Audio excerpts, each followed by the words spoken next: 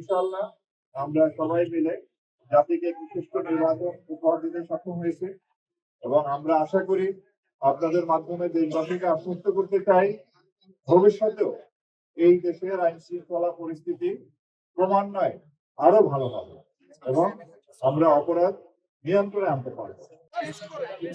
আমি আমার বক্তব্য শুরুতে মহান শহীদ দিবসে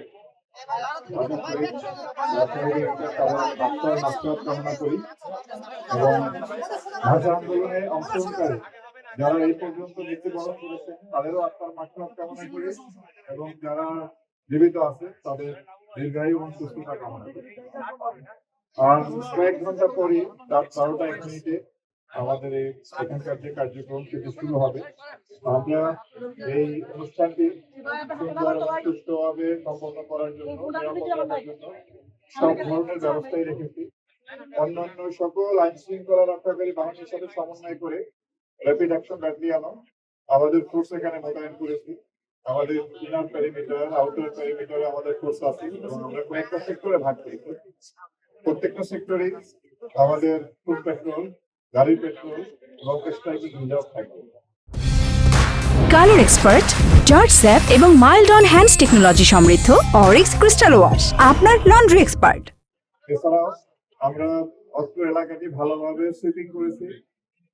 আমাদের home disposal team stand by থাকবে। এছাড়া পুরো এলাকাটা কি আমরা 64টি ক্যামেরার মাধ্যমে এটা আপনার সিসিটিভির আওতায় নিয়ে এসেছি। আমরা আশা করি যে পরিমাণ নিরাপত্তা ব্যবস্থা আমরা গ্রহণ করেছি আমরা নিরাপত্তার সাথে নিরাপদে এই অনুষ্ঠানটি সম্পন্ন করতে পারবো এবং পাশাপাশি আমরা সারা দেশব্যাপী আপনারা জানেন যে ভাষা শহীদদের প্রতি গভীর শ্রদ্ধা নিবেদন করা হয়। তো আমরা সারা দেশেই আমরা পর্যাপ্ত নিরাপত্তা ব্যবস্থা গ্রহণ করছি। ইনশাআল্লাহ ভালোভাবে আমরা আমাদের এই কার্যক্রম সম্পন্ন করতে পারবো। আমি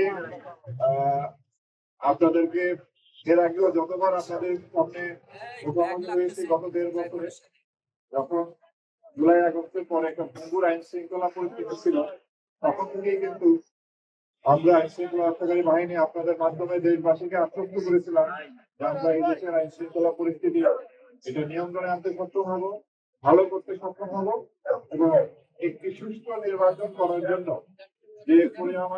যে রকম পরিবেশ দরকার আমরা সেই রকম পরিবেশে নিয়ে আসতে সক্ষম হবো। ইনশাআল্লাহ আমরা সবাই মিলে জাতিকে একটি সুষ্ঠু নির্বাচন উপহার দিতে সক্ষম হয়েছে এবং আমরা আশা করি আপনাদের মাধ্যমে দেশবাসীকে আশ্বস্ত করতে চাই ভবিষ্যতেও এই দেশের আইন শৃঙ্খলা পরিস্থিতি ক্রমান্বয়ে আরো ভালো হবে এবং আমরা অপরাধ নিয়ন্ত্রণে আনতে পারবো। কোনোভাবেই যাতে আইন শৃঙ্খলা পরিস্থিতি বিঘ্ন না হয় সেদিকে আমরা সবসময় সতর্ক আছি, সজাগ দৃষ্টি রাখবো।